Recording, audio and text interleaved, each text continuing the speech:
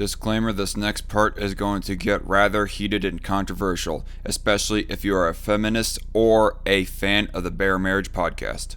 You have been warned. Anti-porn activists are freaking cringe, to be quite blunt. While anti-porn memers are posting videos of video game characters chopping the heads off of demonic succubuses all to some cool badass music, anti-porn activists are busy posting Facebook ads telling you to check out their subscription service or check out their anti-porn video, all while self-censoring themselves, saying the P word instead of just saying porn. Like, come on, just spit out the word. It's not a curse word. If my own pastor can get in front of the pulpit and just say porn as is, well, then you can too. Then again, I guess the reason why they self-censor and say the P word instead of porn is because they want to be as ad-friendly as possible so as to not get turned down for posting their ad for it to go across the internet waves of Facebook and whatnot. But that still doesn't make it any less cringe to hear somebody say the P word instead of just saying the freaking word. These anti-porn activists with their Facebook ads is not real helpful. I mean, not only is there the self-censorship that seems like a kind of cringe to me, but also the way that they advertise these their services and their videos and whatnot. They go starting off saying of how that their experience with porn was bad, how it negatively affected their life and so forth, and they go saying if you continue to watch this video, then or check out my service and it'll change your life forever. And then they meander a whole lot more for another 2 to 4 minutes, and then finally, when it seems like they're about to finally get to the freaking point, they cut it off and say, click the link down below, take my survey, subscribe to my service, and then you can watch the video or get into the service that will change your life forever.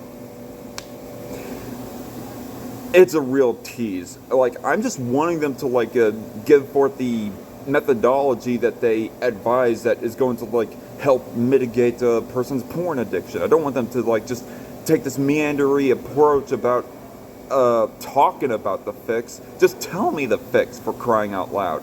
And I know that I mentioned a lot earlier in this video series that those anti-porn meme videos are not exactly helpful or that are really effective, not as effective as I'd like them to be and to help me mitigate my porn addiction. But even they had a little bit more effectiveness than those particular anti-porn activists, or at least those a little bit more helpful for me personally anyways. I don't know about anyone else anyways. I mean, at least the anti-porn memers, they made fighting off for your porn addiction look cool. Whereas all these anti-porn activists with their Facebook ads and whatnot, they just look all self-righteous and pious and quite honestly look like a used car salesman being all check out and subscribe to my service, y'all, for only $29.99 a month. And I know that trying to get a hold of and fighting off and even stopping your porn addiction is not going to be that easy of a task, that there's going to be some tediousness to it. But in all honesty, these particular anti-porn activists on Facebook and everywhere else that they are getting their services advertised, the Duomos and the Covenant Eyes of the world, they're just making fighting off your own porn addiction look even more tedious. They're just making the already what is tedium even more tedious, or at least seen that way anyways. And to be clear, I guess all these people that I am mentioning would fall under some variant that would fall under the umbrella of anti-porn activists, including the anti-porn memers as well, some form of it or another, and pastors too for that matter. But when I talk about anti-porn activist community, I'm talking about the trademark anti-porn activists. Does that make any sense? The type of anti-porn activist who devote these entire podcasts or the entire books or whatever to fighting off porn. I mean, I'm not talking about people who just do one-shots of talking about it and or anything like that, but their main subject matter that they talk about is not necessarily about fighting off porn.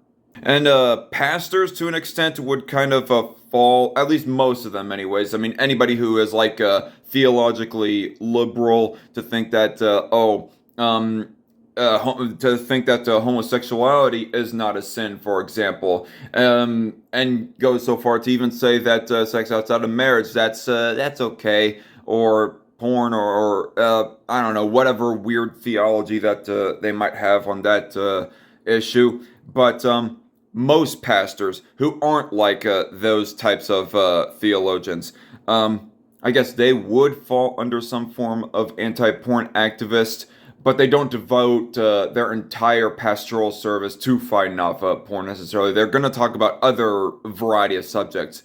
Like, I do respect the pastors that I have listened to who have did like a sermon or two, or maybe a handful throughout all their years, to talking about porn and how it's bad, and maybe suggesting some solutions to it.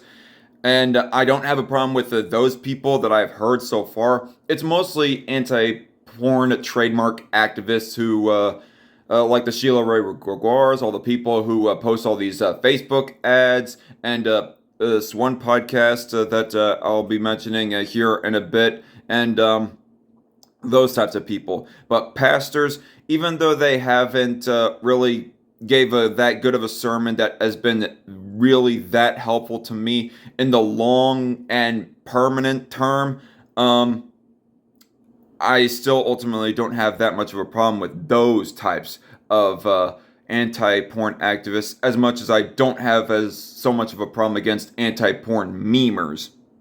What's worse than any Facebook ad actually is all the infighting. Like, it almost feels like sometimes like the anti-porn activist community is more focused on infighting with each other than actually fighting the real enemy, that being like people's porn addictions, and trying to, articulate the solution to the masses on how to get that mitigated, if not dropped completely. Like, the anti-porn activists, they just seem to be more focused on saying your theology and philosophy on sexuality and lust is wrong. No, your theology and philosophy on sexuality and lust is wrong. And it just is a whole bunch of petty infighting that is just completely unproductive. Like, I remember a little while ago watching this one video. It was like this podcast of dudes who were responding to this one lady who was trying to give her own testimony and argument as to why and how that a person can stop porn. And it seemed ultimately kind of harmless, actually. Like, I don't think there's any anti-porn activist who actually has the perfect solution to it all yet, but it was ultimately harmless. And yet these dudes are just acting all completely animus at this woman. And one particular statement was them saying that, oh, women can't teach men anything. When that just was ridiculous. I don't know if they were like meaning literally can't teach men anything. Like, a woman can't even teach a man how to do math, or if I'm like thinking too hyperbolically with what they were actually trying to say or whatnot. But one thing in particular that I can say as an anecdotal example to go against this frankly dumb and uncharitable argument is that it was my mom who taught me how to do taxes, not my dad. So what does that tell you all? But I will give a little bit of credit that there is a point to be made, that if a man is trying to get over his porn addiction, it is more helpful that if he has a man to look up to and to walk him through his journey of quitting porn. Just in the same way that I think it's more helpful for a woman to look to another older woman on how to quit her porn addiction than to look at a man for that. Because sexuality is, the way that men and women view sexuality is different. I don't know the specifics on that. I don't know how to articulate the specifics on that. I just know that it is. And but this podcast of men were just acting way too uncharitable at her, and it was like as if they were saying, "Know your place, woman. Shut up. Don't go talking to men on how that they can like stop their porn addiction or whatever." It's like, come on, calm down. Let her give her 2 cents and just separate the wheat from the chaff instead of acting like it's all chaff. And a bigger, more quintessential example, actually, is this one podcast that was shared to me a few years ago by Sheila Ray Gregoire um, of the Bear Marriage podcast. You guys probably know what I'm talking about. I did like a full live stream where I responded to that podcast, and it was absolutely uncharitable and just I could not believe the amounts of uncharitability that they were like having with Stoker and Arterburn, which is who are the writers of Every Young Man's Battle.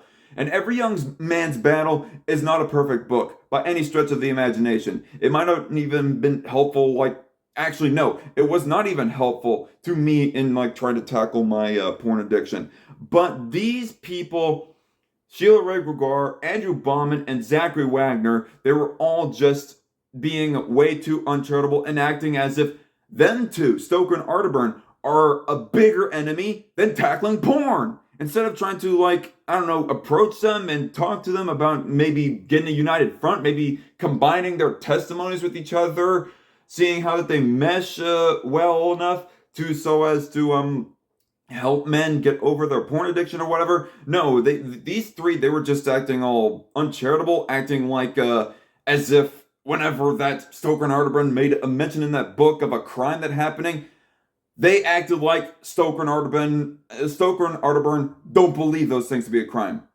An example of date rape they go espousing in their book because they did not explicitly say, oh, this is date rape, or oh, this is a crime. Therefore, them three go acting like date rape is a crime. It's like, no shit, Sherlock. Yeah, we know it's a crime. Fuck. But these three were acting like as if them two don't believe that. And just all the feminist buzzwords as well, and all the accusations of sexism. Well, they did not explicitly go using the sexist word to label them, but it was like language and arguments along those lines. Like, for example, actually, because Stoker and Arterburn said something, and I think that this is one thing that Stoker and Arterburn are right on. They said that you're not a weirdo. In fact, all the men in your life are struggling with lust, including your pastors and yada yada. And when Sheila read that statement from them, she was all like, so basically these two are saying that every man views women as objects. I cannot remember the exact quote, but that was essentially what it was that because you lust, that means that you just see women as just body parts. You don't recognize the person. And it's like, since when was okay, for one, since when was that like a key facet in lust, tied in with lust? I don't think that it's mutually and inherently inclusive that whenever you lust, you're looking at that person as not a person and just a piece of property or whatever. And if any feminist or fan of Bear Marriage is to come back at me and still insist that no, whenever you do lust, that is you looking at that woman as just a piece of meat, this question I have to you: when it comes to homosexuals and they look at somebody of the same sex, do they just look at their own sex as a piece of meat, as just a piece of property or object and not a person? Like, where is the line? Where's the consistency on this?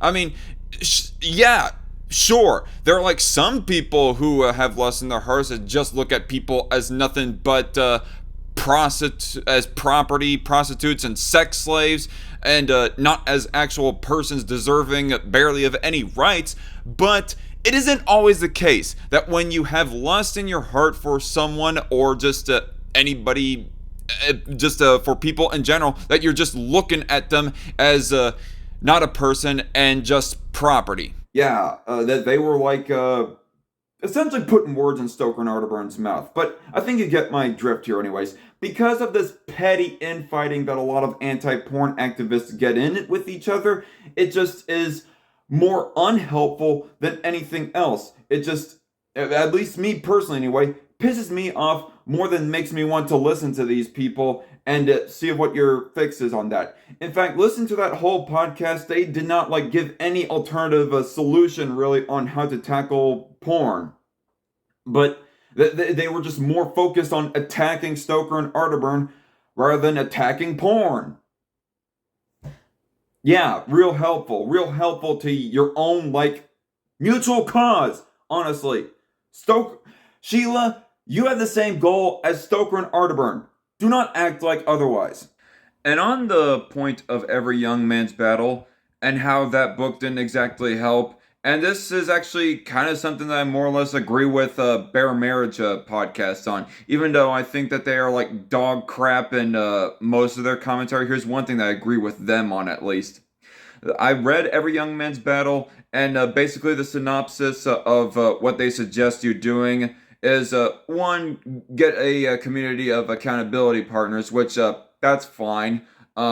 But the second thing that I think is the least helpful of the book, and that they emphasize even more than the accountability community partners, is quote unquote bouncing your eyes. Like the moment that you see something that makes you less, just completely like look away entirely. Like that's just, if there is like literally anybody out there in the world, any man out there in the world who comes to think that is like really what helps them to try and temper down their own porn addiction or whatever, is to not just abstain from looking at imagery via like movies or porn media, but also not look at the women that you find sexy too, for that matter, well then, more power to you, I guess. I mean, I'm not going to start assuming like malicious intent on your part in the same way that Bear Marriage podcast does, and when that Sheila says that if you're just bouncing your eyes off, then you're still looking at the woman as just an object. Damned if you do, damned if you don't, I guess, in her opinion. But to me, that just seems like kind of cringe, because it almost feels like we're like reverting back to oh, girls have cooties, avoid them kind of thing, some kind of almost first grade elementary school playground boy mentality about women, as far as how we interact with them and so forth. Like, I'm not one to be advocating for like consistent, like every single second you're interacting with a person, eye contact. That just seems like way too awkward in my opinion. But it seems to be like a bit disrespectful if you are just completely, always, every single second looking away from the person's face, and even like or any part of their body for that matter, but especially just completely trying to look away from their face. Because technically, you could still be looking at a girl with lust just by looking at her face without having to look at her ass or tits or any other part of her body. But you're still going to actively go out of your way to avoid even looking at her face because you lust after her face. The whole just to look away from them entirely. And I guess only look at the ones that you don't find attractive, but the ones that you do find attractive, completely bounce your eyes away and just look away entirely. And there was one point in Bear Marriage podcast of where that, and I think that Andrew Bauman is a bit of a piece of crap, but he mentioned at one point about how he and his wife, for that matter, were able to look at this one woman, acknowledge that she was beautiful, commentate that she was beautiful, and he did not like lust at him. Now, he did not exactly explain how it was that he did not feel so lustful to where that he wanted to like jerk off to that other woman that he mentioned. In fact, they mentioned no alternative solution to what Every Young Man's Battle was trying to propose as a solution, but all the same, saying that it's okay to look, which, and I do ultimately think that is how that I want to approach things as well. I'm not going to abstain from looking entirely away from women, and this is kind of like about an earlier point. Do I feel guilty of looking at all at pictures of beautiful women? Depending on how immodest that they actually are in the picture, but just broadly and in general, and that is not really, especially if like in person and specifically consensual. I don't want any Bear Marriage podcast supporters to be taking me out of context and be saying, oh, you're saying that you're not feeling guilty about non-consensual, like peeping Tom pornography of women. No, fuck you. I'm not. No, do not twist Do not twist my words and take them out of context in the same way that Bear Marriage Podcast did to Stoker and Arterburn, acting like, oh, Stoker and Arterburn, they think that it's okay that you'd be looking at, I don't know, peeping Tom pornography. I don't know. I'm still annoyed at the podcast as a whole. But anyway, this is why that I say that I'm not entirely feeling guilty of looking at pretty women, is because I don't think that with every time that you look at a woman as beautiful, are you going to like next moment start like wanting to jerk off to them, or be gonking at them for minutes or hours on end or whatever. I mean, I don't know about you, but I personally am going to look at a woman's face, whether or not that I lust after that face. And I guess this is something that has never been explained to me very well at all in the whole discussion of trying to get self-control of your porn and like lust and all that stuff. Is like, what is the line drawn between lust versus looking at pretty women just in general? Like, is it the moment that you get a boner that's when you have committed a sin? But before that, you haven't committed a sin? Like, what is the line, the difference between acknowledging beauty versus lusting after that beauty? My original plan for this mini vlog series was to try and keep it down to 4 parts, but seeing as how I have so much to say, especially on the more controversial side of when it comes to sexuality and lust, I decided that I need to divide part 4 into 2 parts. So there's going to be a part 5 coming soon. Or else part 4 would have been like well over 30 minutes long. So stay tuned for part 5, y'all.